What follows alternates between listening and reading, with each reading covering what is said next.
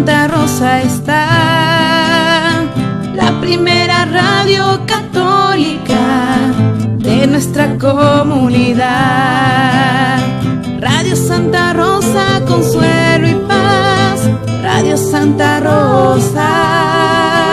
Para el Perú y el mundo, Santa Rosa, buenas nuevas en tu vida. Radio Santa Rosa, consuelo y paz. Radio Santa Rosa. La Sociedad Dominica de Medios de Comunicación, Sodomco, presenta A Pensar Más con Rosa María Palacios.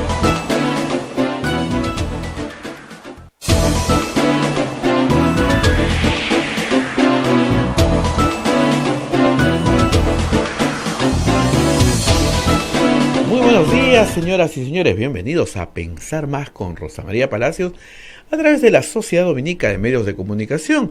La Sociedad Dominica de Medios de Comunicación está integrada por las siguientes emisoras en el Perú: Radio Santa Rosa, que se encuentra en Lima, Radio Santo Domingo en Chimbote, Radio San Martín en Arequipa, Radio Veritas en el Cusco, Radio Cepago en Ucayali, Radio Quillabamba en la Convención y Radio Madre de Dios en Puerto Maldonado. Son las emisoras dominicas que integran la Sociedad Dominica de Medios de Comunicación.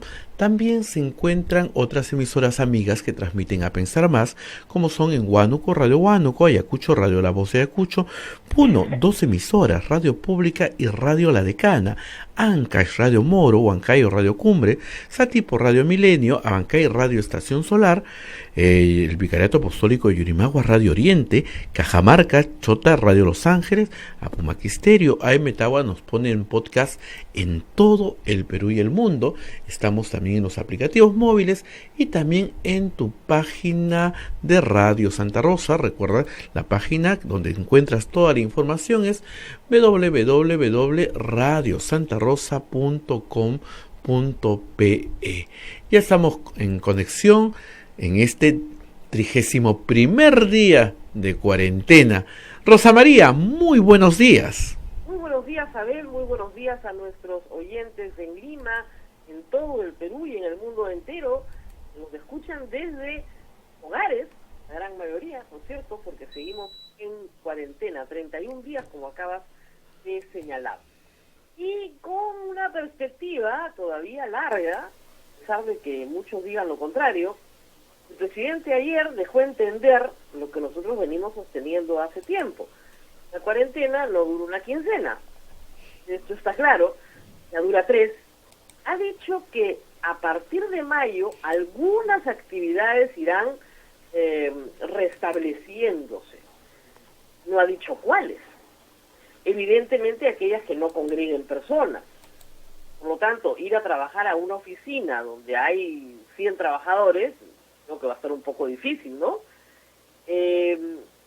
Lo que creo es que la cuarentena se va a alargar todo mayo, que algunas cuestiones excepcionales se van a permitir, va a ser al revés. No es que la mayoría va a ir a trabajar y por excepción algunos seguirán guardando cuarentena, sino por el contrario, la norma será que todos seguimos en cuarentena y por excepción algunas actividades se podrán realizar. ¿Cuáles son estas actividades? No lo sabemos, pero creo que de antemano podemos excluir a la escuela pública y privada y a las universidades, porque de hecho congregan a muchísima gente. Pero también podemos pensar en que no habrá, como lo dijo ya el señor Ceballos, presidente del Consejo de Ministros, ninguna actividad deportiva, ningún espectáculo artístico, ninguna celebración religiosa, y eso probablemente se prorrogue hasta diciembre. Como hemos exigido acá desde el primer día, lo que queremos es saber la verdad. Y la verdad es esa, aunque a algunas personas no les guste. La verdad es que las normas de cuarentena no son cortas, son muy largas. Y yo sí creo que la mayoría de los peruanos cumple con las normas de cuarentena. Si no cumplieran, estaríamos viendo que efectivamente hay una reducción en la velocidad del contagio, una reducción en el número de fallecidos. Gracias a Dios, como está sucediendo en otras partes del mundo, donde también se está celebrando.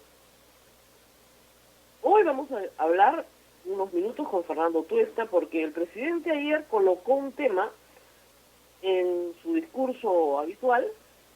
Es un tema relevante, son las elecciones del año 2021. La política está un poco cancelada, ¿no? Y cuando ha aparecido en estas semanas, ha aparecido siempre de una forma tan oportunista, francamente se hacía enojoso para el público tener que escuchar a congresistas que regalaban lo ajeno. Bueno, y 7 han terminado enfermos, además, no obedecer las normas. Pero a fin de cuentas, la política estaba un tanto cancelada. Sin embargo, ayer el presidente habló de las elecciones 2021. Elecciones que, en teoría, estaríamos realizando dentro de un año exactamente. Estamos ya hoy 15 de abril. Para el 15 de abril del próximo año hubiéramos pasado ya la primera vuelta.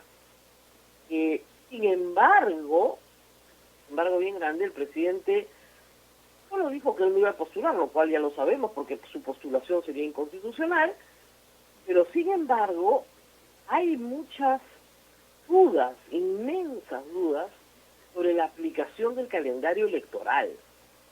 Un asunto que, digamos, se cuenta desde el punto al cual tú quieres llegar hacia atrás, ¿no?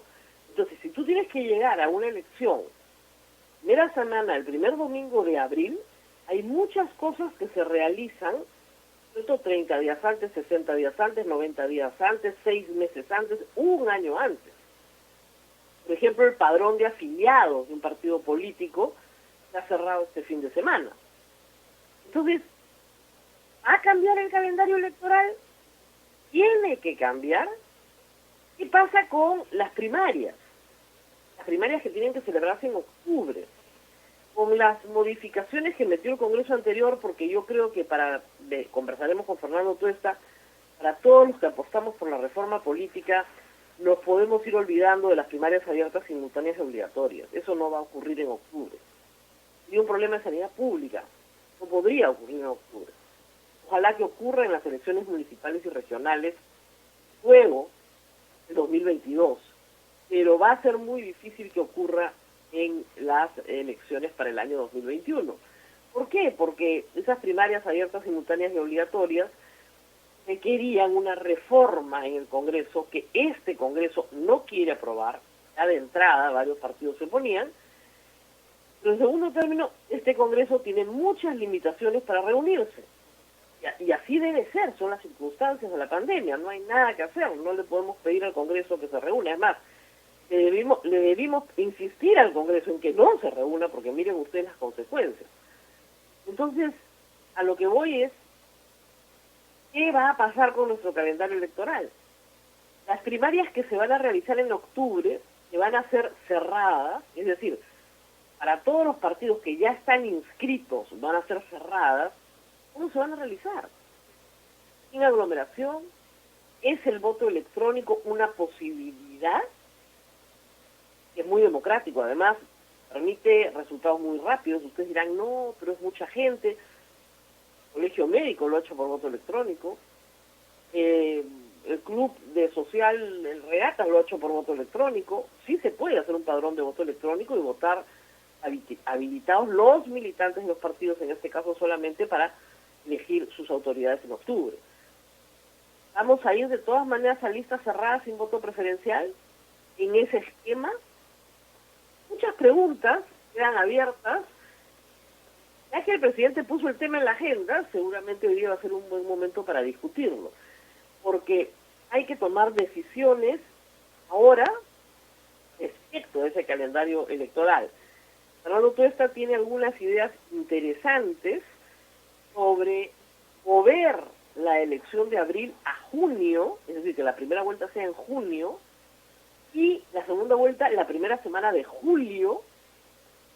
De esa manera, ganas unas 7, 8 semanas, que efectivamente en el marco de una epidemia, de la cual todavía no hay una vacuna y no sabemos cuándo habrá, pueden ser semanas muy positivas. Hay otros que proponen, Fernando Tuesta también ha propuesto una elección de más horas, es decir, no hacerla de 8 a 4 de la tarde, sino hacerla de 7 de la mañana a 7 de la noche, lo que permite que la gente espacie en el votar.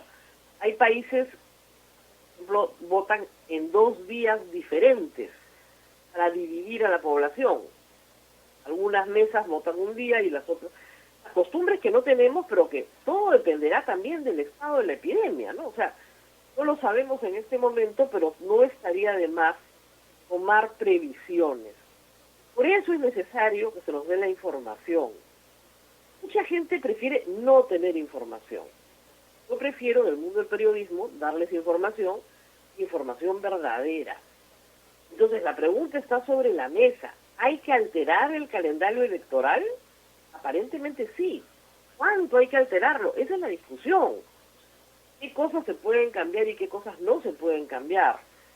Lo que es cierto es que el próximo año tenemos que elegir a un presidente de la República por un periodo de 5 años y a un Congreso de la República por un periodo de 5 años. Hay voces que dicen, no, por favor, que el Congreso haga una reforma constitucional y que todos se queden un año más. Estos congresistas estarían encantados, pero no es lo que dice la Constitución y parece poco democrático, la verdad. Se necesita hacer esas elecciones. Se necesita que participemos todos en esas elecciones. Y esta vez, por supuesto, seamos muy conscientes de quién puede ser el próximo presidente del Perú, que es el presidente que va a tener que enfrentar la crisis de la post-pandemia. Es un presidente que va a heredar un país completamente recesado. Entonces, tenemos que elegir muy bien quién va a ser el presidente del Perú, quién va a ser su equipo, el 28 de julio del próximo año. Pero eso implica una discusión que todavía estaba muy postergada, pero que el presidente lo ha puesto ahí sobre la mesa. ¿Cómo se hace una campaña política en pandemia? Mítines, sin reuniones sociales, sin contacto directo con la gente.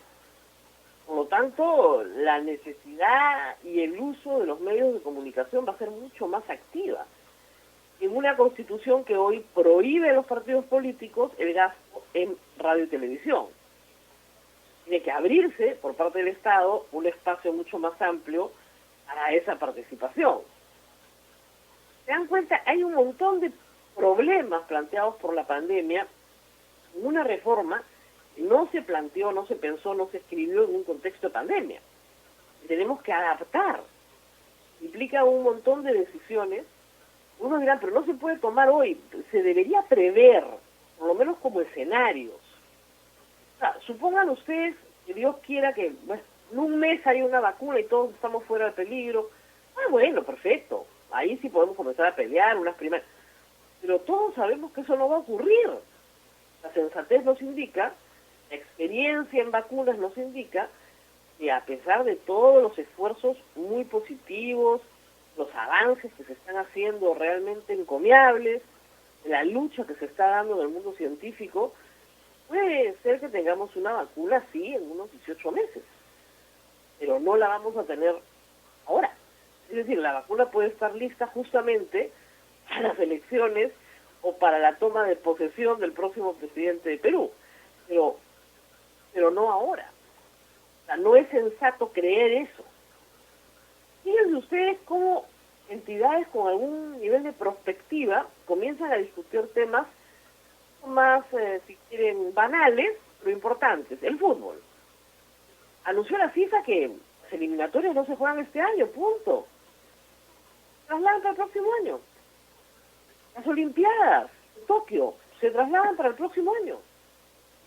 Porque es, digamos, sensato creer que este año no vas a poder jugar con estadios llenos de gente. Es sensato de creer. Y que incluso si jugaran los partidos a puerta cerrada, solo con televisión, tienes un problema de salud para los propios jugadores. Por más que sean personas que están en su mejor plenitud física, pueden contagiarse y a su vez contagiar a otros. Entonces, digamos, hay consideraciones que se pueden tener de antemano. Esas consideraciones que se pueden tener de antemano hay que explicarlas y socializarlas. Las personas siguen las órdenes cuando las entienden. Cuando no las entienden, cuando no les hace sentido, quizás mucho más difícil seguir una orden. Voy a poner un ejemplo curioso, a ver, es un ejemplo comparado. ¿Sabes qué? En este momento de cuarentenas en muchos países del mundo.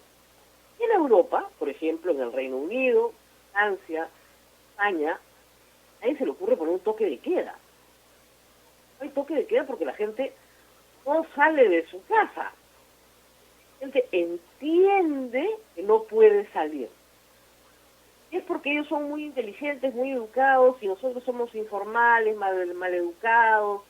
No, la norma ha sido claramente explicada, y la razón de ser de esa norma también ha sido socializada. Pero, por ejemplo, cualquier persona en Francia puede salir a caminar sola. A caminar, ¿ah? Ningún problema. Incluso puede caminar acompañado de una persona de su mismo grupo familiar con el que está pasando la cuarentena. No policía que te persiga, ni gente metiéndote el micrófono. ¿Por qué? Porque es imposible que te contagies de otro ser humano y estás solo. Eso es lo que te dice la lógica más simplona. Pero acá esa lógica no existe. No hay forma. No hay forma de que esa lógica exista. Que en realidad la prohibición del toque de queda es, en fondo, una prohibición sobre otra prohibición, que es no salir nunca. Mi toque de queda ha durado 30 días seguidos. 30 días seguidos de toque de queda. Da lo mismo que pongan toque de queda o no pongan toque de queda, igual no voy a salir. Los que tenemos esa suerte, que somos pocos, salir. 30 días sin salir. En otros países del mundo, reitero, la norma es no te juntes con otra persona, no te pegues a otra persona. Esa es la norma. Quédate en tu casa y de esa forma evitas la aglomeración. Pero quiero salir a caminar, mirar el mar. Ahí camine, no hay ningún problema, pero eso sí, no se toca con nadie, no se cruza con nadie, usted camina por su lado y los demás caminan por otro lado. Claro, ustedes dirán, no, es que si dan esa norma todos salen a caminar. No se acerca nadie a nadie, no pasa nada.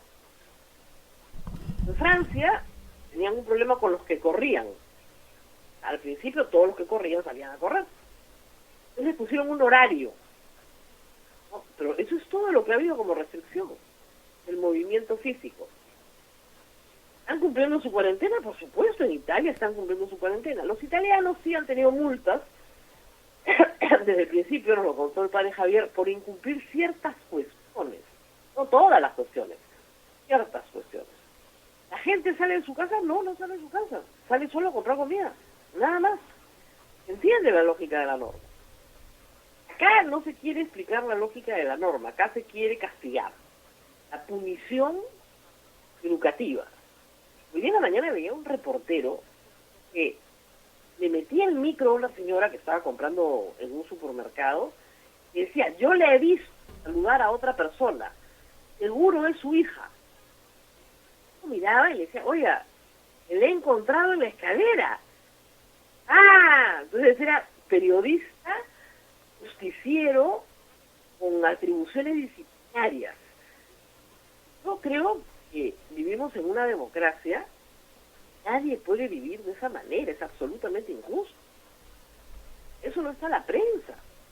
Al estar, lo único que le faltaba era revisarle las compras que había hecho, a ver si le gustaban o no le gustaban. Entonces, partamos del principio de que la gente no es idiota, a pesar de que la mayoría en redes sociales argumenta que todos los demás son idiotas menos el que escribe. Es una cosa impresionante. La Rosa gente María, no es idiota, la gente sabe lo que le conviene. ¿Te conviene enfermarte? No, no te conviene enfermarte. ¿Tienes miedo de enfermarte? Por supuesto que tienes miedo de enfermarte. No sales, no sales. Pero si salgo es porque tengo una razón para salir. Tomémonos la molestia de preguntar cuál es la razón. De repente hay una razón válida, hay una razón en la que la persona dice, me siento mal, estoy enfermo. No debería ir a un hospital porque ahí me voy a contagiar, pero me siento muy mal. Entonces, entre me siento mal, voy a contagiar, gente pesa más, me siento muy mal. Rosa María, Voy al hospital. ¿Para qué viene? No, me siento mal. No sé qué tengo, no es coronavirus, es otra cosa, puedo tener apendicitis, tengo otra enfermedad. O una persona que sale Hay que comprar comida. Ah, no, todos los que compran comida son unos malditos desgraciados. ¿Y qué pretende la gente que durante 30 días coma? Nada. En casas, reitero, donde hay hacinamiento, porque el hacinamiento en Lima es un problema real. El problema del hacinamiento no se da solamente en cárceles, también se da en los hogares. Es en esa transmisión, ayer escuché al ministro de Defensa y me pareció muy bien que por fin lo dijo, que la transmisión entre los asintomáticos se da dentro del hogar. ¿Dónde más se va a dar? No se da en la calle solamente. Rosa María, ya estamos en comunicación con el doctor Fernando Tuesta. Rosa María, sí. Ya estamos en comunicación con el doctor Fernando Tuesta y está en línea. Bueno, muy bien. Fernando, muy buenos días. ¿Qué tal? Buenos días, Rosa María. Bueno, hay ayer ya la promesa evidente del presidente política de no participar en las elecciones del próximo año, lo cual ya todos sabíamos porque sería inconstitucional. Pero abre la discusión sobre las elecciones 2021. Tú has planteado varias propuestas de reforma, pero yo quisiera empezar por las que tendríamos que descartar. ¿Crees que está descartada ya la posibilidad de unas primarias abiertas, simultáneas y obligatorias para octubre? ¿Escuchó bien la pregunta? La pregunta es si crees que están descartadas Un ya las ratito, primarias, por las favor. paso para Sí. octubre. Si podría subir un poquito el volumen, un ratito, Estoy Rosa subiendo María. a todo lo que puedo. Mi Ahí volumen. está, ahí estamos bien. Ahí estamos bien. No, lo que preguntaba era si creía que ya podemos descartar las PASO, las primarias abiertas, simultáneas y obligatorias para octubre. Doctor Fernando Tuesta, Sí. ¿llegó a escuchar la pregunta, por favor? No escuché la pregunta. ¿Podría repetir, Rosa María, por Sí, favor? ahora ojalá que tengamos mejor comunicación. El asunto de las primarias abiertas, simultáneas y obligatorias para octubre, ¿es una situación que podemos desechar ya? Mira, Rosa María, yo creo que hay que ver el tema de las elecciones de una manera mucho más amplia, digamos, más integral. Simplemente comenzar a mover fechas de algunos eventos del cronograma no haría que no perjudicar más. Me explico. Acá lo que hay que garantizar es en la transmisión de mando el 28 de julio. Esa es la fecha clave. Lo demás, que claro, garantizan eso son las elecciones. Las elecciones son un proceso de varios eventos.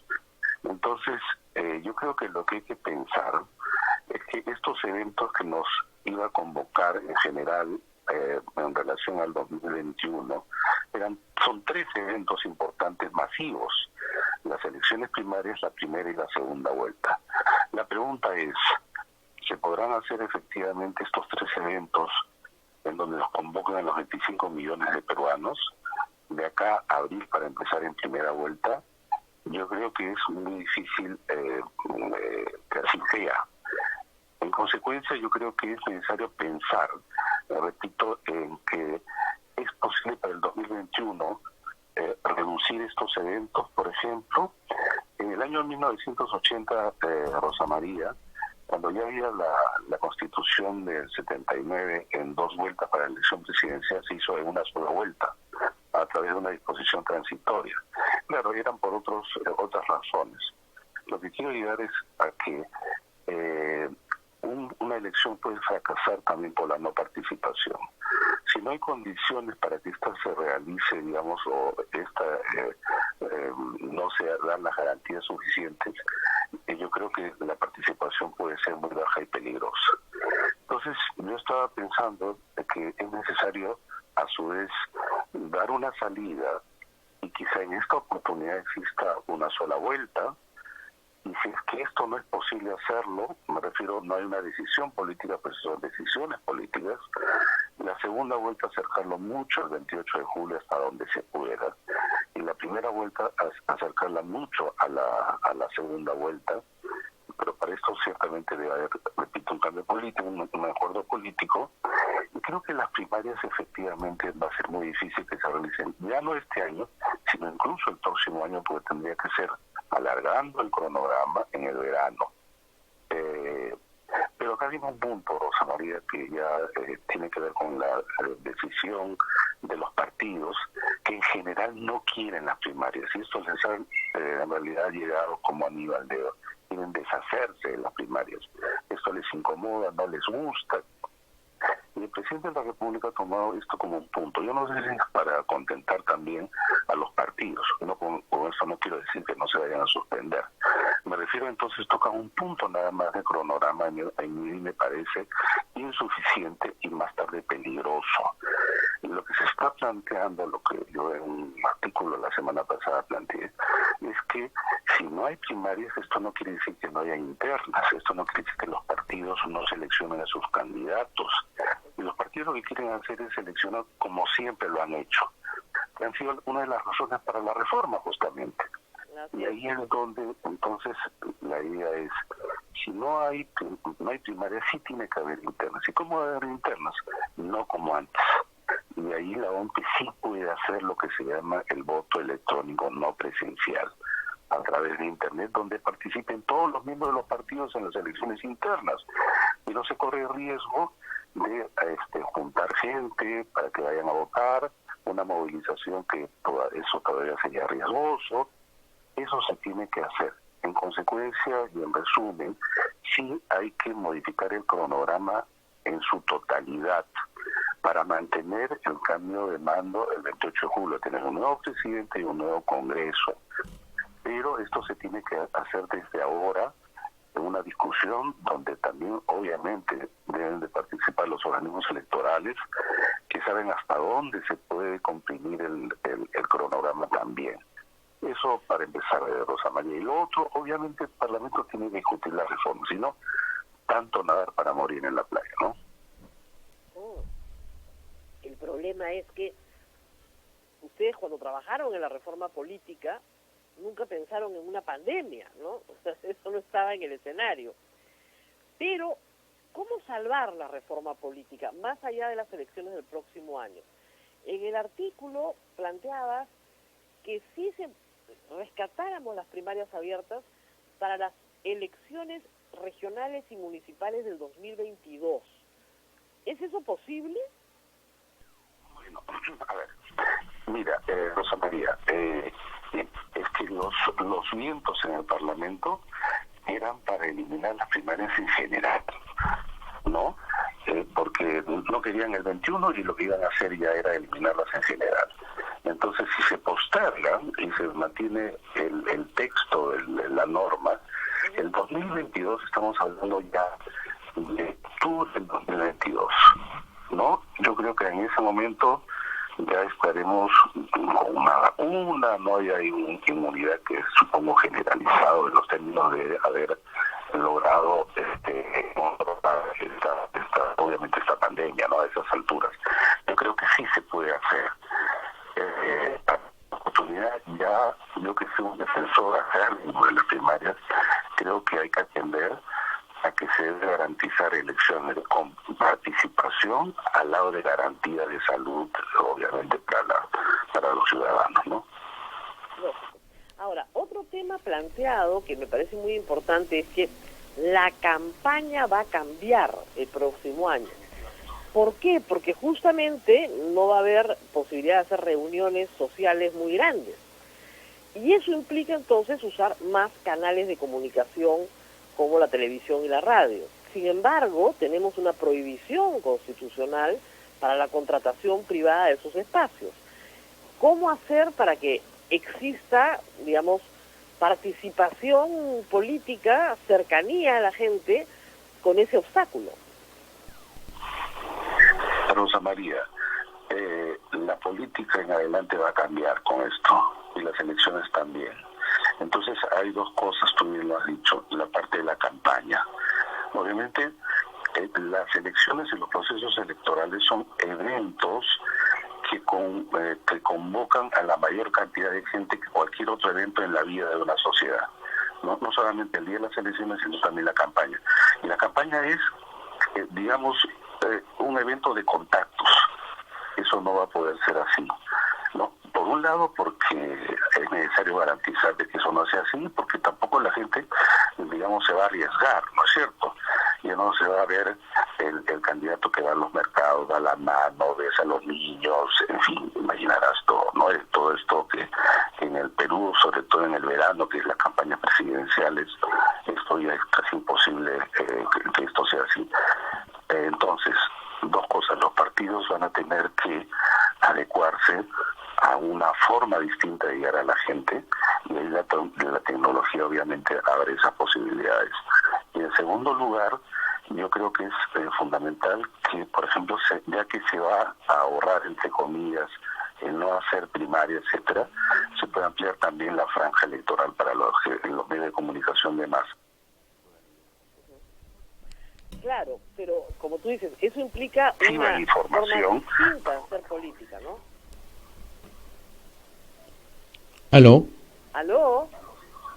Creo que hemos perdido la comunicación. No, te escucha el doctor Rosa María, adelante. No, lo que le decía es que es una nueva forma de hacer política, porque probablemente el partido le interese más invertir en una buena cabina de transmisión, ¿no?, que en cualquier otra cosa a partir de ahora.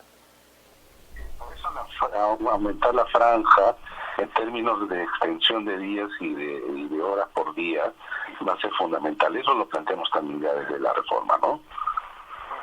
Ahora, hay también, con el cambio del calendario y con lo que tú dices, el voto electrónico para las primarias, estas primarias donde votarán solo los miembros de los partidos, los inscritos, implica un esfuerzo de la OMPE.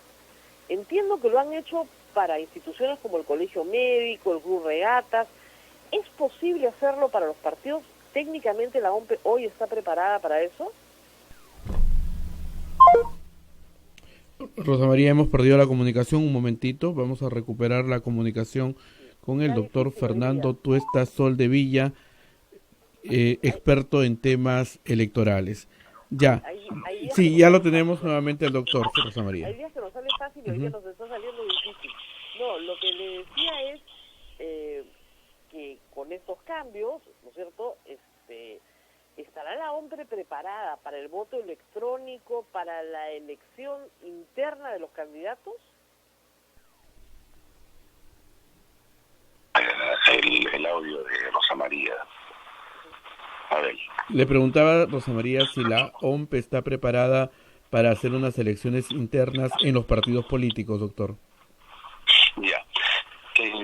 La OMPE ya ha desarrollado más de 50 ejercicios de elecciones de asociaciones civiles, clubes, colegios profesionales. El último, por ejemplo, el Colegio Médico del Perú, en donde participaron más de 50.000 miembros a través del llamado voto electrónico no presencial. No digo voto electrónico como el que nosotros hemos votado, sino a través de Internet, así se llama no presencial, ¿no?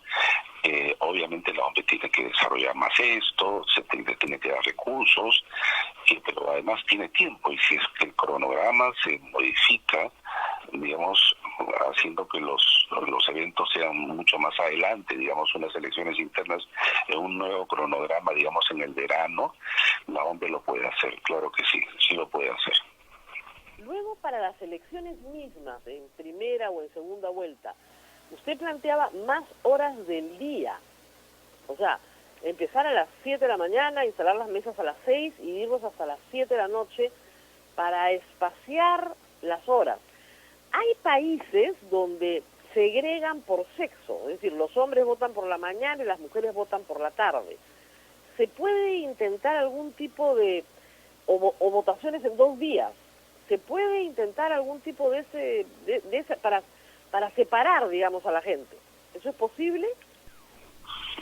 Sí, Rosa María, es necesario pensar todo eso, digamos, si es que hay la parte presencial del voto como antes, se puede hacer en más de un día, podría ser, digamos, sábado, domingo, extender efectivamente las horas para votar.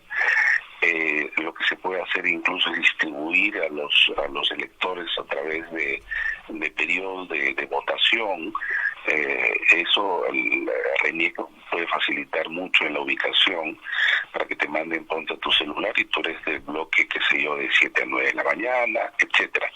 Para eso sería importante también cambiar la ley para que los miembros de mesa no sean sorteados por mesa, sino, por ejemplo, como existe en muchos países, es gente de la administración pública que tienen compensación, por ejemplo, por ese día de trabajo, 2 días libres o algo así.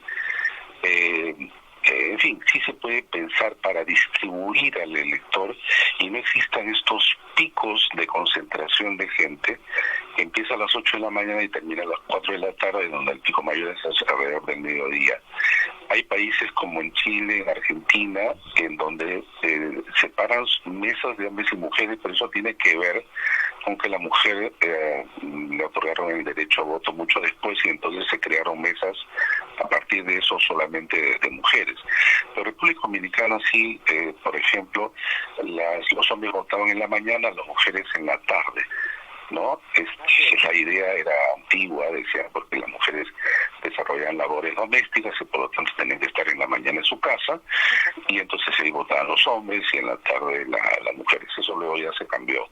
Pero digamos, sí se pueden plantear diferentes formas y hay que modificar, hay que también imaginar. Pero además, elecciones presidenciales ahora en mayo se han postergado. Vamos a ver qué van a hacer los bolivianos. Los chilenos tenían referéndum y otras elecciones también. Y así hay varios países que están delante nuestro.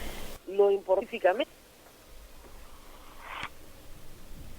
A ver, se corta para escuchar, Rosa María, si me puedes repetir la pregunta. El rol del Congreso en todo esto. El rol del Congreso, sí, mira, es fundamental porque no solamente son decisiones de los organismos electorales, sino que evidentemente hay un marco normativo que se tiene que modificar y eso pronto.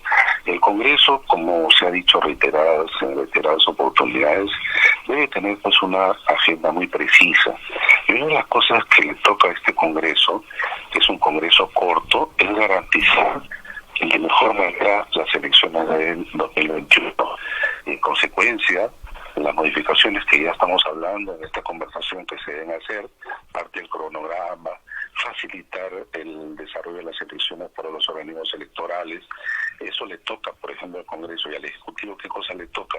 Proveer de los recursos, por ejemplo, dar facilidades a tiempo, porque en el lo que importa no solamente que exista dinero, sino que se entregue a tiempo, porque es un gasto del erario público en corto tiempo, ¿no? Entonces, facilitar eso, yo creo que podemos hacer un proceso electoral, repito, con cambios que por lo demás quizá se van a mantener ya en adelante, ¿no? Si las elecciones del próximo año se tenía como agenda solo la reforma, ahora tienen que ser reformas más cambios en la gestión electoral y obviamente en el cronograma. Bueno, muy bien, muchísimas gracias a Fernando Tuesta. Hemos tenido una conversación un poco accidentada, pero nos queda claro que acá hay un mensaje que dar al Congreso, ¿no? Nos queda perfectamente claro que esos temas tienen que comenzar a discutirse. Muy bien, Abel, hacemos una pausa. Una pausa, Rosa María, y retornamos. Gracias. Muy bien.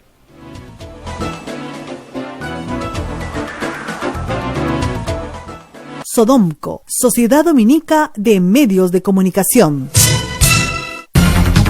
Somos la primera emisora católica del Perú. La primera en llevarte la mejor información, veraz y precisa, desde el mismo lugar de los hechos.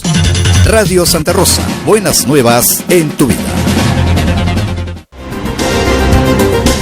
¿Quieres dejar de usar lentes? ¿Mejorar tu salud visual? Ven a Oculáser, la mejor clínica especializada en ojos. Oculáser cuenta con tecnología de vanguardia en cirugías de catarata, miopía, retina y trasplante, exámenes especializados, convenios con todas las EPS. Llámanos al 265-4833 o visítanos en nuestro Facebook y www.oculaserperú.com. Oculáser, líderes en láser para la visión. Al estornudar y toser, expulsamos partículas de saliva con alta carga viral, capaces de ingresar a tu cuerpo, convirtiendo convirtiéndose en el principal responsable de producir y propagar enfermedades respiratorias como el coronavirus. Para prevenirlas, cuando estornudes, cúbrete con el antebrazo o ayúdate con un pañuelo. Si tienes las manos sucias, evita tocarte los ojos, nariz y boca. Lávate con abundante agua y jabón durante 20 segundos y evita el contacto con personas que tengan síntomas de infecciones respiratorias. Protégete del coronavirus. Es un mensaje de esta emisora. Santa Rosa, buenas nuevas en tu vida. Sodomco, Sociedad Dominica de Medios de Comunicación.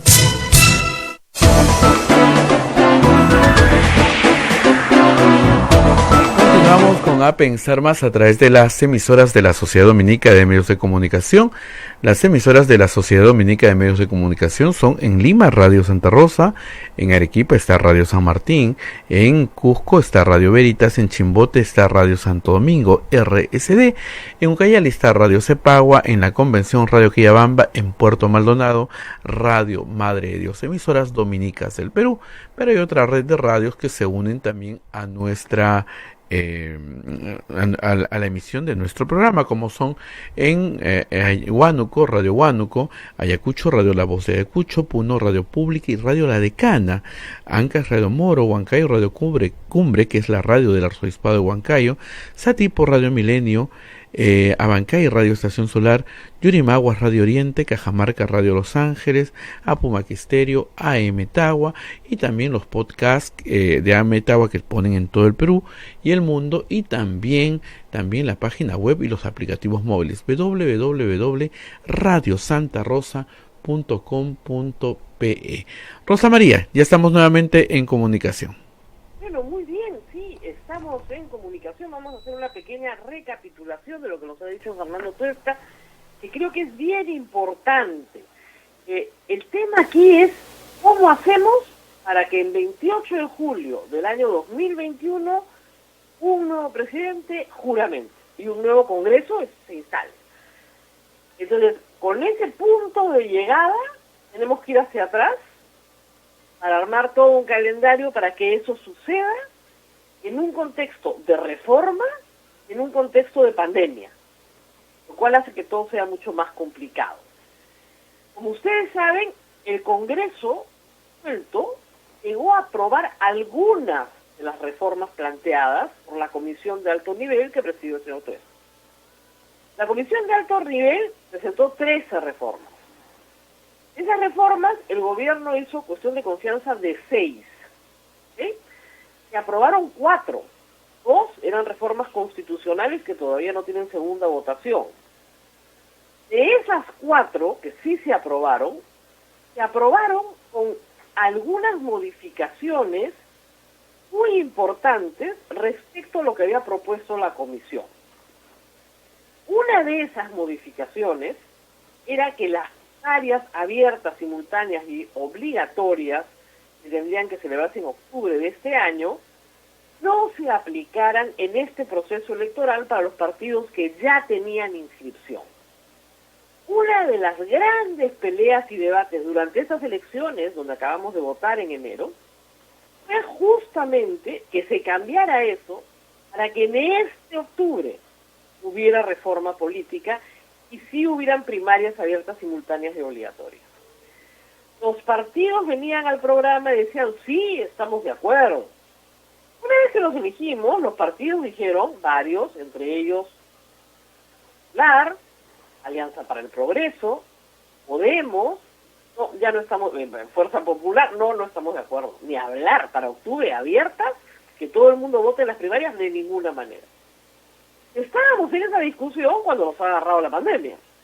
Entonces, es evidente que una movilización de 24 o 25 millones de electores, los que serán para este año, en octubre no se va a dar. Estamos saliendo, como decíamos, recién en julio habrá actividades normales. Para octubre no vamos a tener de ninguna manera una actividad masiva. Es más, el ministro Ceballos ha dicho que no va a haber ningún encuentro masivo hasta diciembre. Entonces, no se puede. Es una pena, perdimos una gran oportunidad de hacer una gran reforma bien hecha, pero digamos que se posterga. Se posterga porque, ojo, Fernando Tuesta lo acabas de recordar, y se aprobaron, pero se puso una disposición transitoria diciendo que para el 2020 no, pero para después sí. Muy bien. Entonces, ¿qué es lo que se puede hacer?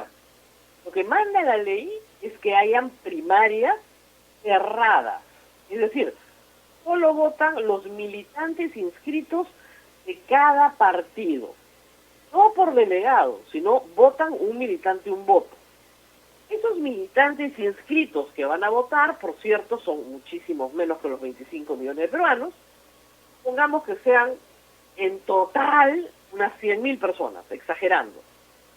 ¿Cómo hacer para que esas personas voten sin aglomerarse y voten en todo el país? Con Internet. Se llama el voto electrónico no presencial. No sé si, a ver, si te ha tocado alguna vez. Yo he votado en un voto electrónico no presencial en una oportunidad para el Colegio de Abogados. Comodísimo. Votas desde tu casa. Es la diferencia entre ir al banco y hacer todas tus operaciones a través de Internet. Exactamente igual. Solamente que votas. Fernando Tuesta nos dice que la OMPE sí tiene la capacidad de hacer ese proceso. Un día todos los partidos votan, cada militante vota en su partido, por Internet. Y lo ha hecho ya en más de 50 ocasiones, ha dicho Fernando Tuesta, para colegios profesionales, clubes sociales, que reúnen mucha gente y que han preferido no reunirla, sino hacer eso. ¿Cuáles son las ventajas de este software? Que inmediatamente tienes un resultado. No hay amañe, no hay trampita del personero. Es muy limpio, muy transparente, muy rápido, pero hay que tener la infraestructura para poder hacerlo. Si la OMPE la tiene, le dan los recursos para que la ponga en práctica, esa va a ser la solución para octubre. No hay otra solución. No hay posibilidad de que sea de otra manera. Y esas serán, ojo, listas cerradas, porque los militantes van a votar por las listas. Y esas listas cerradas se van a ser las que representan la voluntad de la militancia de los partidos. Pero ¿qué sucede? Que también se colocó una disposición transitoria estableciendo que para las elecciones del 2021 sí se aplicaría el voto preferencial. Entonces, la propuesta de la lista es la que va a salir de la votación. Si fuera cerrada, esa sería la lista, como cuando votamos por regidores, digamos. Pero, como colocaron también la disposición de que no se eliminaba el voto preferencial, el 2021 podrá votar con preferencial. Esa es la idea. Exactamente igual como ha votado en las elecciones de enero. Entonces, la pregunta es, ¿cuándo vamos a votar? El problema es que hay que tratar de empujar las elecciones, primera y segunda vuelta, lo más cerca al 28 de julio, porque más meses habrán pasado de la proliferación del virus. Estaremos hablando para abril de un año. Un año, se supone que la epidemia debería estar por lo menos controlada. No les digo que rotada, pero por lo menos controlada. Y eso implica también cambios en la administración del acto electoral. Es bien importante lo que ha dicho Fernando Tuesta. Tienes que tener más horas de votación, tal vez incluso la RENIEC por ubicación te dice a qué hora vayas a votar para separar a la gente todo lo que se pueda. Reitero, es un acto que moviliza 25 millones de peruanos. Es el acto que moviliza más gente en el Perú. Porque además el 80% de los peruanos vamos a votar, los que estamos en el padrón. Movilización, además, puede no sea posible. En otros países, el voto en el extranjero podría haberse modificado en su actuación, digamos. En fin, van a haber varias variables ahí a considerar, pero lo que sí es cierto es que se necesita un mayor tiempo para el acto electoral. Contaba Fernando Tuesta algo que es importante aclarar. Efectivamente, en 1980, la Constitución del 79 estableció una disposición transitoria para que las elecciones de 1980, que eran las primeras elecciones luego de 12 años de dictadura militar, no tuvieran segunda vuelta, y es que el que ganaba con más del 36% de la votación nacional. Entonces se fijaba un piso alto, pero si pasabas el 36% ya no había segunda vuelta. ¿Por qué se colocó esa disposición en la Constitución? Es una historia política curiosa que vale la pena recordar, porque el APRA tenía 1/3 de la votación nacional. Recuerden ustedes que esas elecciones las gana Acción Popular con Fernando Belaúnde Terry. Pero Acción Popular no participa en absoluto en la elaboración de la Constitución de 1978-79, no estuvo en la Constituyente del 78-79. Estratégicamente decidieron no participar en la Constituyente para ganar las elecciones de 1980, la estrategia les funcionó. Pero en el momento en que se discute esa aprobación, esa disposición, Aya de la Torre estaba vivo. Y los apristas sostenían que Aya de la Torre tenía el 1/3 de la votación nacional, pero que el antiaprismo, o así como el antifujimorismo hoy, nunca los iba a dejar ganar. Por eso se coloca en la Constitución. Como nadie sabe para quién trabaja, finalmente Aya de la Torre falleció, y el candidato del APRA, que fue Armando Villanueva, no fue un candidato potente en ese momento. Fernando Belaúnde recibió una reivindicación popular porque había sido totalmente derrocado y él gana las elecciones. Nunca más volvimos a eso. En el año 85 no hubo segunda vuelta porque Alfonso Barrantes se retiró. Se retiró porque Alan García en primera vuelta había sacado casi el 49% de la elección. Decía, es inútil. Aunque me una con todo, imposible ganar, no vale la pena. La segunda vuelta que tenemos, en realidad, es en 1990, Vargas Llosa contra Fujimori. Es la segunda vuelta que tenemos. En 1995 no hay segunda vuelta, Fujimori gana en primera vuelta. En el 2000 se anulan las elecciones, como ustedes recordarán, hubo una segunda vuelta, pero un candidato retirado, Toledo se retira, pero luego en el 2001, en el 2006, en el 2011 y en el 2016, siempre hemos tenido segunda vuelta. Nos hemos acostumbrado a la segunda vuelta, así que yo creo que modificar la Constitución para que no haya segunda vuelta lo veo bastante difícil. Pero sí es importante que los resultados salgan rápidos. Esos resultados rápidos colocan a 2 personas en la balota final y realmente hacia primera semana de julio podría estar organizando la elección lo más rápido posible, ¿no? Esa es la idea. Y la primera vuelta, moverla de abril para junio. Tú podrías tener las listas inscritas y tienes una campaña un poco más larga en tiempo, pero sin presencia física. Lo dijo Fernando Tuesta, esto implica un cambio en la lógica de las campañas. La campaña siempre implica contacto personal. El candidato más contacto personal tiene es normalmente el que mejor le va, el que más trabaja, el que está todos los días en la calle con la gente, y la gente lo quiere ver, tocar, celebrar, pifiar, lo que fuera, pero está ahí. Ese tipo de campaña, el próximo verano, es posible. Entonces, como decía, más le va a valer a un grupo político una buena cabina, un buen plan de datos para transmitir por internet, otros medios, hacer buenas piezas, digamos, de comunicación, propaganda política, que invertir en el viaje, el meeting, en fin. No, a ver, eso cambia completamente la lógica y necesita una ampliación de la franja electoral para la participación política, ¿no? Así que yo creo que esos cambios se vienen, con pandemia o sin pandemia se vienen, porque ya habían algunos cambios de reforma política, pero la pandemia va a obligar a otros. Eso va a generar una dinámica completamente distinta para el próximo año. Preguntas, Abel, que deben haber muchas. Bueno, la gente está muy preocupada por lo que está pasando en Estados Unidos y la actitud que ha asumido el señor Trump, ¿no?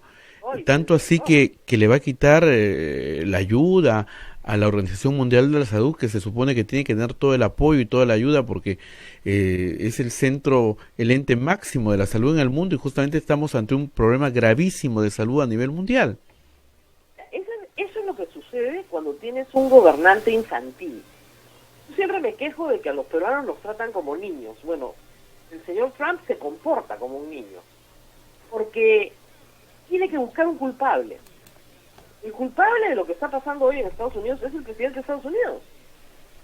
Los gobernadores han hecho todo lo que han podido por tratar de revertir, ¿no?, de Nueva York, el gobernador de Illinois, los gobernadores de Massachusetts, los estados más golpeados por la pandemia, han estado solos.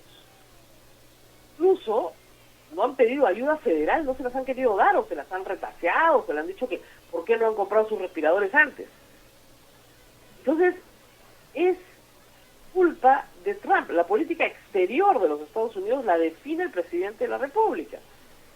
Los gobernadores, sí, efectivamente, son los que dan los servicios de salud, educación, seguridad, sanidad, funerarias, etcétera, en sus estados. Y están peleando a morir. Pero, por ejemplo, si Estados Unidos no cierra fronteras, eso le corresponde a solo al presidente de Estados Unidos, entonces simple y llanamente sigues teniendo vuelos y sigues trayendo casos dados. El problema de Trump es que necesita culpar a alguien para que no lo culpen a él. Entonces la Organización Mundial de la Salud, los chinos, en términos abstractos, ¿no?, los chinos, la enfermedad china, así se ha referido, las autoridades chinas protestaron, los inmigrantes. Ayer ha sido atroz, ha dicho que los extranjeros que están varados en los Estados Unidos, en el Perú, hay 1.500 jóvenes peruanos que fueron a trabajar en verano, que todavía no han podido regresar. Se los van a expulsar, que tienen una semana para llevárselos, como si los extranjeros de Sudamérica fueran los que llevaron la enfermedad a los Estados Unidos. Los chicos llegaron sanos, se habían enfermado allá. Entonces, ese es el típico comportamiento infantil de un gobernante que no es un líder. En un contexto para Estados Unidos sumamente complicado, porque Trump está postulando a la reelección en noviembre. Y le venía yendo bien. ¿Por qué? Porque la economía de los Estados Unidos venía bien. La pandemia está haciendo entrar a Estados Unidos en una gran recesión, como te decía ayer, con millones de desempleados. No estamos hablando de 1 millón, no. O sea, ayer estaban en 18 millones de desempleados. Entonces, Trump está furioso porque, claro, con esto las elecciones se le están yendo de las manos. Porque además sus mensajes han sido completamente contradictorios. Hay un doctor que es muy popular en los Estados Unidos porque es el consejero en asuntos de epidemias, que ha ocupado varios puestos en la Organización del Estado de Salud Pública que ve epidemias en Estados Unidos. Ha estado a cargo de este doctor que ha estado en distintos puestos, pero durante 30 años. Aparece con el presidente y lo corrige en vivo. Entonces el público le tiene un gran afecto y el presidente está harto del doctor. Lo corrige en vivo porque es ignorante completo. Lo completo. O sea, nosotros en comparación con los Estados Unidos somos pero muchísimo mejor en materia de manejo político de la salud pública hoy. Y ellos, teniendo la infraestructura hospitalaria que tienen, Abel, Estados Unidos tiene 60.000 camas de UCI con respirador mecánico en todo Estados Unidos, para 300 millones de habitantes. Nosotros para 30 millones de habitantes deberíamos tener 6.000 camas, digamos, para parecernos a ellos. Dice el ministro de Salud que al final de la pandemia, no al final de la pandemia, al final de junio podremos tener 1.000. O sea, tienen 6 veces más que nosotros para atender. Tienen, en este momento, el número de muertos se acerca ya a los 20.000. No pasó en este minuto. Entonces, con 20.000 muertos, estás hablando ya de un desmanejo absoluto que pudo prevenirse si es que el presidente de los Estados Unidos hubiera tomado decisiones mucho más críticas. Y hubiera invertido, además, no en curas milagrosas, ¿no? Porque a cada rato sale y dice que ya ahorita tienen la vacuna. No en curas milagrosas, sino en investigación científica seria para determinar las tres cosas que son básicas. Un método de diagnóstico veloz, molecular pero veloz, un sistema de tratamiento para los pacientes críticos, o los tratamientos que estaba, porque hasta él estaba promocionando tratamientos que nadie sabe si funcionan o no. Y finalmente una vacuna. Pero esos tres, digamos, factores críticos en el tratamiento de la enfermedad, Estados Unidos tiene los recursos de altísimo nivel de investigación, gente no los está apoyando. Ha estado peleándose políticamente con los gobernadores, con los chinos, con la OMS, con los inmigrantes, en vez de ocuparse, ¿cierto?, de las normas que tenía que aplicar a su población. Lo que ha pasado en Estados Unidos es una tragedia. Y al final, la pandemia, se calcula, te contaba, que van a morir más americanos en esta pandemia que en la guerra de Vietnam. Es verdaderamente una tragedia. Tiene muchísimo más muertos que China en este momento Estados Unidos, pero ya lo pasó hace rato. Hay niveles europeos, pero Estados Unidos va a superar a Italia de todas maneras, porque tiene 300 millones de habitantes, por la cantidad de habitantes que tiene además. Hay estados que lo están haciendo muy bien, que, digamos, la enfermedad en los Estados Unidos pasa igual que en el Perú, que la enfermedad entra por Lima, porque es importada, ¿no es cierto?, y se expande al país. Estados Unidos entra por las costas, ya sea estado de Washington, Oregon, California. Esos son los estados de la costa oeste. En la costa este, Nueva York es el estado receptor de todo lo que viene de Europa. Entonces, Nueva York, Massachusetts, Carolinas, o sea, esos son los estados que están recibiendo la pandemia, y grandes ciudades como Chicago, por ejemplo. Illinois, estado bien golpeado también. Son los estados de las fronteras que están haciendo los estados más al centro, ahora, haciendo cuarentena, haciendo mucho más rigurosos con lo que tienen que hacer, dando tratamiento de primera ayuda, etcétera.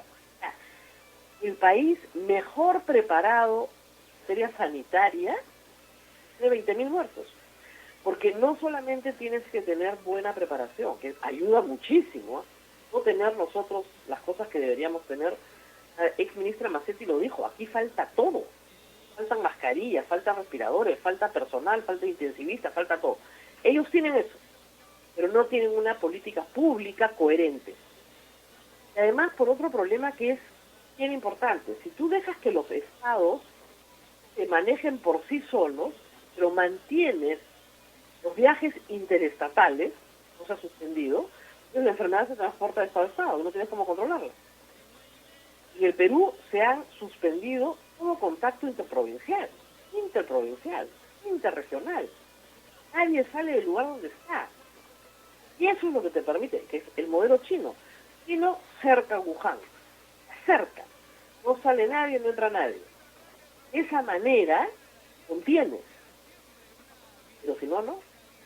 Y por supuesto, el Perú cerca al Perú. Al Perú no entra nadie, no sale nadie por vía aérea o terrestre, salvo vuelos humanitarios perfectamente monitoreados, con condiciones de cuarentena más rígidas, etcétera, etcétera. Entonces ahí te das cuenta de la gran diferencia de tener un buen manejo público y tener un mal manejo público. El Perú está entre los países mejor manejados en América Latina, a pesar de que no tiene las mejores cifras, el manejo es bueno, porque además parte de una base de salud pública muy mal. Uruguay y Perú están entre los mejores en América Latina. México y Brasil, desastre. Lo de Brasil también es otra tragedia. Estados Unidos, los peores manejos de salud pública, pero no por los gobernadores, que están haciendo todo lo que pueden, sino porque el Estado en su conjunto, el Ejecutivo, digamos, federal, no está tomando las decisiones que debió haber tomado hace mucho tiempo. Y así estamos. ¿Qué más, Javier? ¿Qué más preguntas tenemos a esta hora? Pero así, ayer ha tenido más de 2.200 fallecidos, y así ha anunciado que a fin de mes todo ya se normaliza, o gran parte. Es terrible lo de Brasil, porque de nuevo... En Estados Unidos. Pero Estados Unidos sí, claro. Más de 2.000 ayer. No, es una tragedia. Una tragedia porque se pudo evitar. Mira, en el Perú es una tragedia que hayan más de 200 muertos, pero era inevitable. O sea, tenemos más o menos la conciencia de que han salido adelante muchísimas personas gracias a lo que se ha hecho por ellas. Y cuidados intensivos. ¿Te acuerdas del sacerdote del que hablamos al principio? Sí, está y ya está sano. Así es. Uh-huh. Salió adelante y miren lo que se ha demorado. Ha estado casi 6 semanas en UCI. Porque él fue el primero que entró a UCI. El primerísimo. Ya salió. Tenemos 30 días en cuarentena, súmale una semana más, claro, 5 semanas. Al menos 5 semanas en UCI. Y ya salió. Entonces, sí hay vida después del coronavirus. Claro que hay vida, pero implica, imagínate tú, el esfuerzo de los médicos y las enfermeras que lo han tenido 6 semanas o 5 semanas sosteniéndole la vida a una unidad de cuidados intensivos con un respirador mecánico. Es un esfuerzo gigantesco porque por ese paciente se necesita un médico y 2 enfermeras. Es un esfuerzo personal, de atención, de constancia, en fin, de todo lo imaginable. Entonces, tienes los recursos. ¿Cómo es posible que te pase eso? Brasil tiene mucho mejor salud pública que Perú, pero muchísimo mejor salud pública que Perú.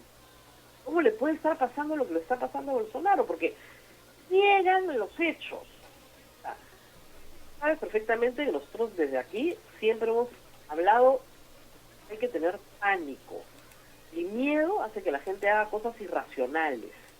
Hay que actuar lo más sereno posible, de minimizar, pero tampoco de sobreestimar.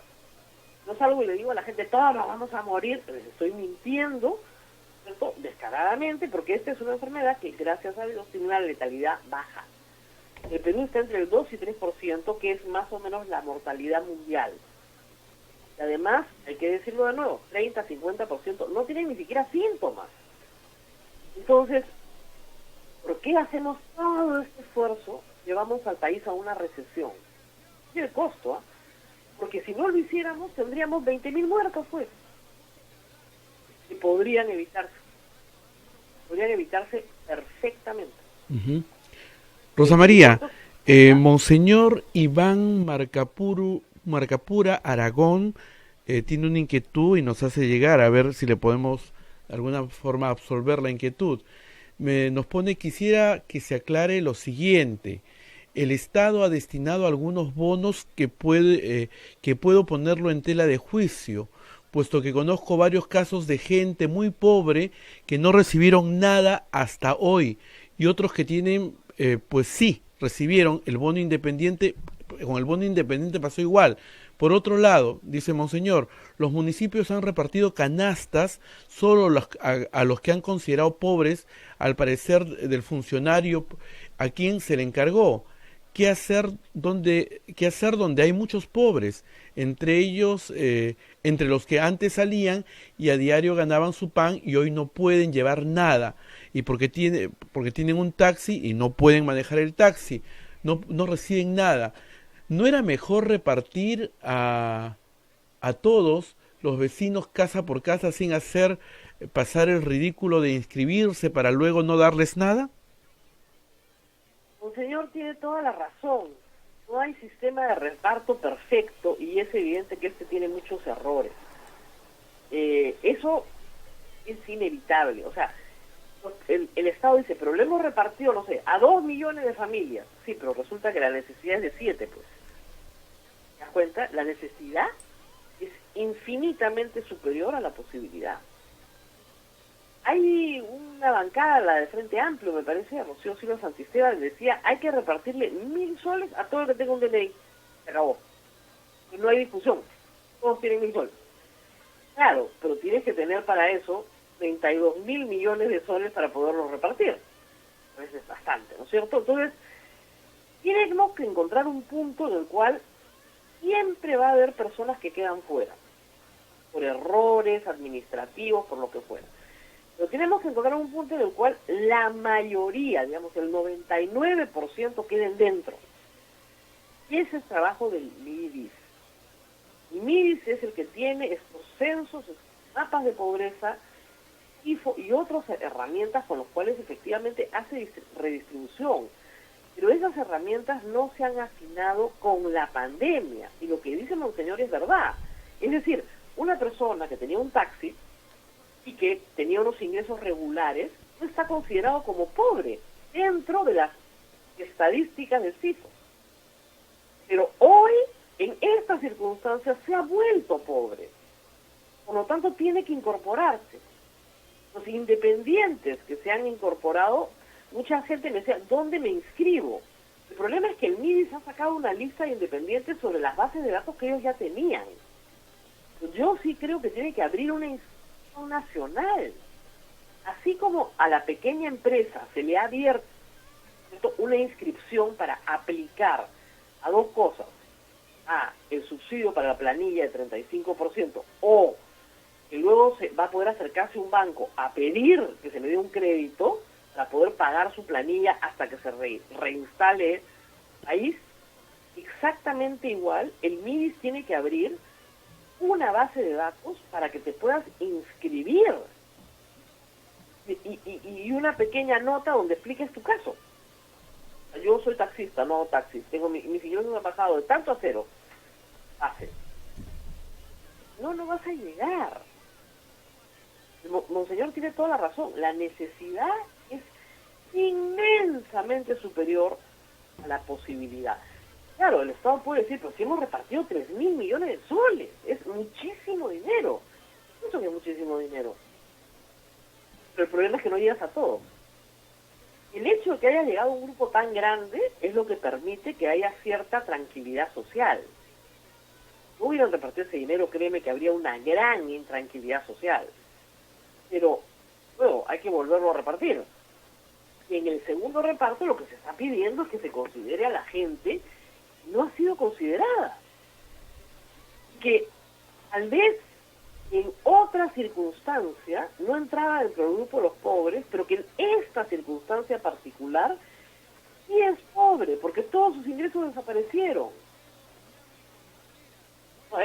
Ayer me escribí alguien, ¿qué hago? Yo trabajo recibo por honorarios. ¿Qué pasa conmigo? Como a la gente ahora le gusta que me cuentes la verdad despacito, ¿no? Por gotitas, le dije, ¿cómo quiere las pésimas noticias? ¿Por gotitas o se la cuento completa? O sea, lo que le tengo que decir a esa persona es que está arruinada, que no tiene derecho a nada, no tiene CTS, no tiene AFP, no tiene de dónde morder, nada, no tiene ninguna suspensión perfecta de labores porque no tiene un contrato de trabajo, trabaja de manera independiente, que probablemente no está en la lista de los favorecidos por el bono. Esa es la verdad, o sea, esa es la verdad, eso hay que decirlo. No nos callamos estas cosas y no tenemos una posición crítica, no sacamos nada. Esto va a durar mucho más tiempo. El señor del taxi probablemente no pueda hacer taxi en varios meses. Ojalá que en junio lo dejen salir, ojalá que el 15 de mayo lo dejen salir o el 26 de abril lo dejen salir, no dudo. Pero hay que decirle la verdad, hay que decirle, mira, el poco ahorro que tenías, piensa comértelo. Porque no va a haber. No va a haber para más adelante, cómetelo despacito, porque tienes que racionar. Cuando la gente sabe que tiene que enfrentar un problema grave por un mes, toma decisiones de a un mes. Lo tienes que enfrentar por 6 meses, tomas decisiones de a 6 meses. Lo tienes que enfrentar por el resto de tu vida, tomas decisiones por el resto de tu vida. Lo que no te pueden decir es que esto dura una quincena. No dura una quincena, eso es mentira. La recesión a la que está yendo el Perú disparado es una recesión profunda y severa. Muy severa. El MES ha calculado un crecimiento negativo en menos 2% este año. Pero está siendo bien optimista. Otros cálculos señalan en menos 5%. Eso significa que, digamos, todo lo que el Perú vale 5% menos. ¿Verdad? O sea, si alguien le ha contado que a usted le van a dar un nuevo trabajo, que va a ganar más plata, que va a ganar lo mismo que ganó en febrero, están mintiendo. Eso no va a suceder. No va a suceder. Estamos luchando por una subsistencia en este momento. Pero, monseñor, que hay alcaldes que se reparten políticamente, que se aprovechan, que hay oportunistas que nunca faltan, los que se quieren hacer ricos en este tipo. Además, hay errores, ¿no es cierto?, burocráticos, mala administración, etcétera. Y a todo esto se suma que los recursos no son infinitos. No, pero no puede gastar todos los meses 3.000 millones de soles dándole bonos a los más pobres del Perú. No puede pasarse un año haciendo eso. No alcanza, no hay de dónde. No hay. Nos estamos comiendo todos los ahorros y nos los vamos a seguir comiendo. Así es, Rosa María. Bien, nos tenemos que despedir, Rosa María, nos tenemos que ir ya. Así es, 9:20 de la mañana. Sí. Esperemos que pronto con mejores noticias, pero estas son las noticias. Gracias a Monseñor por hacerlo notar. Sí. La verdad, a la gente hay que hablarle de frente y con la verdad. No hay que decirle que ya el 26 de abril todos salimos a trabajar, porque no es verdad. Antes de irnos... No va a salir a trabajar, por excepción. Ojalá que algunas actividades intensivas en mano de obra estén consideradas. Ojalá que construcción civil, por ejemplo. Ojalá. Sí. De repente se les ocurre que no. Como no sabemos cuál es el criterio para decir cuáles sí y cuáles no, nos gustaría por lo menos que lo compartan, ¿no? Que lo socialicen un poco. En 2 semanas para contarnos qué actividades iban a salir el 26 de abril y qué actividades no. En eso también todos los peruanos tenemos derecho a saber la verdad. Muy bien, nos tenemos que despedir. Sí, nos vamos.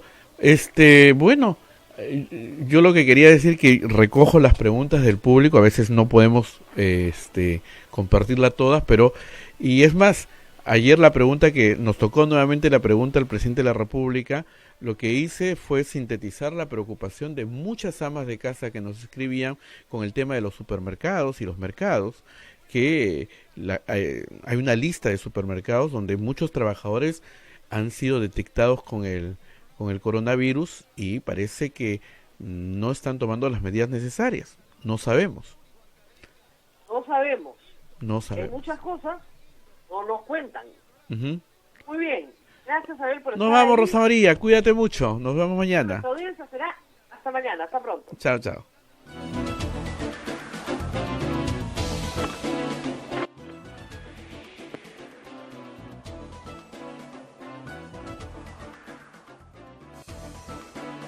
Hasta aquí, A Pensar Más con Rosa María Palacios.